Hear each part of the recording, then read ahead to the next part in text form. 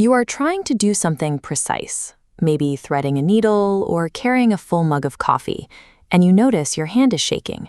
For many people, the mind immediately jumps to a very specific, frightening conclusion: the early onset of Parkinson's disease. But human biology is noisy. Tremor is actually the single most common of all movement disorders, and Parkinson's disease is only one of many potential causes. When a neurologist evaluates a tremor, they don't look at how much you are shaking. Their first diagnostic step is to figure out exactly when the shaking occurs. All tremors are categorized by a strict medical divide. They are either rest tremors or action tremors. Understanding this distinction prepares you for the specific questions a neurologist will ask during an evaluation. A rest tremor happens when a body part is fully supported against gravity, and your muscles are completely relaxed, like your hands resting quietly in your lap. This medical overview document details the causes of rest tremors, noting that Parkinson's disease and other Parkinsonian syndromes are the most common culprits. A Parkinsonian tremor has a highly specific physical profile. It is usually asymmetric, meaning it typically appears first in just one hand or one leg, rather than both at the same time. It also operates at a relatively slow frequency of 4 to 6 Hz. In the hands, this often looks like a rhythmic pill-rolling motion between the thumb and index finger. The defining behavioral quirk of a rest tremor is what happens when you decide to move. The moment you actively reach for a pen or a glass of water, the shaking temporarily dampens or stops entirely. If the tremor happens when your muscles are off and disappears when you turn them on, the symptom aligns strongly with the Parkinson's disease profile.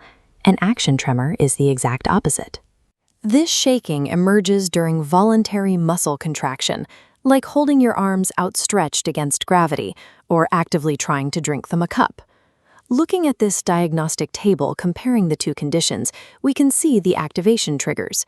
Essential tremor, or ET, falls into the action category, and it is the most common neurological cause of action tremors, affecting up to 5% of the population.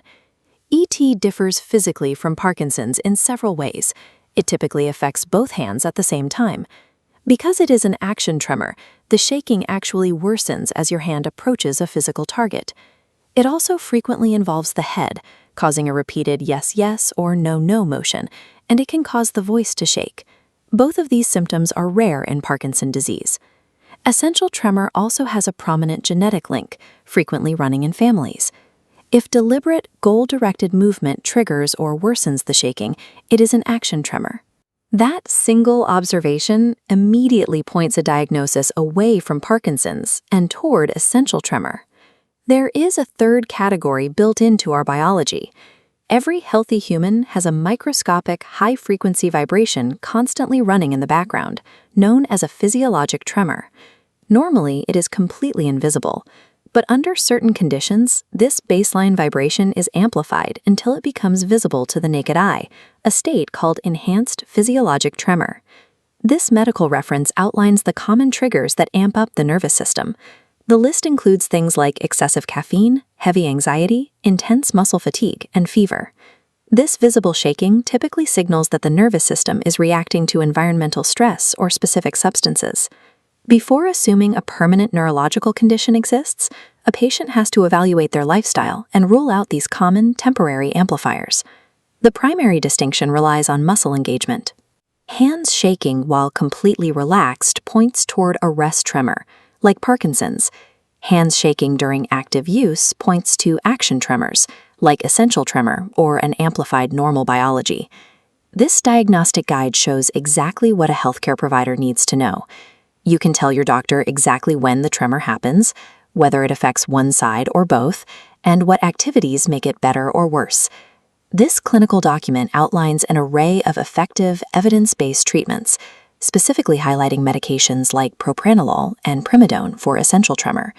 Treatment scales directly with the cause. Relief can be as simple as lowering your daily caffeine intake, or as advanced as deep brain stimulation surgery for severe cases. Noticing a tremor for the first time marks the beginning of an investigation, one that moves forward based on the specific evidence you bring to your healthcare provider.